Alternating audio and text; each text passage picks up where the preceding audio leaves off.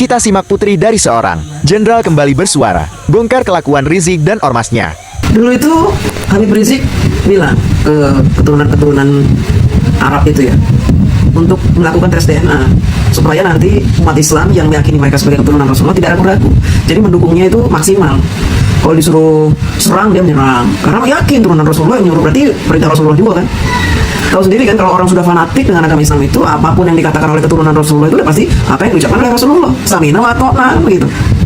Makanya Habib Rizik meminta kepada seluruh turunan Arab itu yang dihabib-habibkan itu untuk membuat sertifikat kehabiban.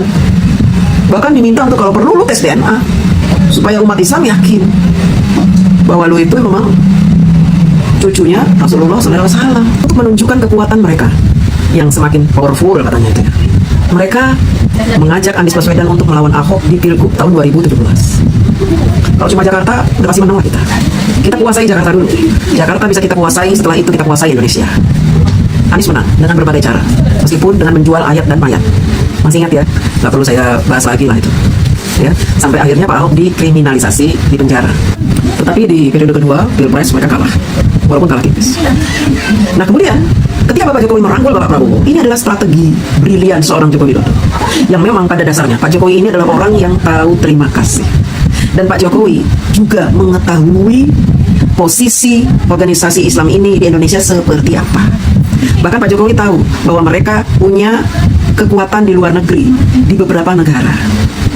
Punya hacker-hacker, ahli-ahli IT yang disebar di beberapa negara untuk menyebarkan berita-berita kebencian. Pak Jokowi tidak mau gegabah membiarkan organisasi Arab ini mempengaruhi pikiran rakyat Indonesia.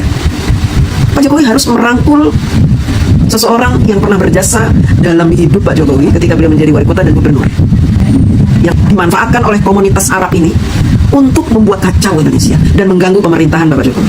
Orang-orang Arab ini terlalu berisik. Pak Jokowi sudah tahu juga Pak Prabowo ini orang paling ikhlas dan legowo. Dan selama ini Pak Prabowo ini dimanfaatkan oleh mereka itu.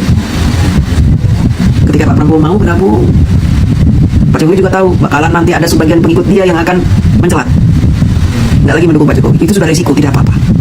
Pak Jokowi pikir orang yang mendukung Pak Jokowi yang nanti bakalan mencelat mungkin tidak terlalu signifikan lah membuat kekacauan di negara ini. Pak Jokowi pikir begitu. Ya. Masuklah Pak Prabowo ke dalam lingkungan istana dan menjadi bagian dari pemerintahan yang ikut membangun Indonesia. Dan ternyata Pak Prabowo tidak seperti yang digambarkan orang-orang. Pak Prabowo sungguh luar biasa. Cintanya terhadap bangsa ini sudah tidak main-main lagi. Cintanya sudah mentok, benar-benar cinta terhadap bangsa ini.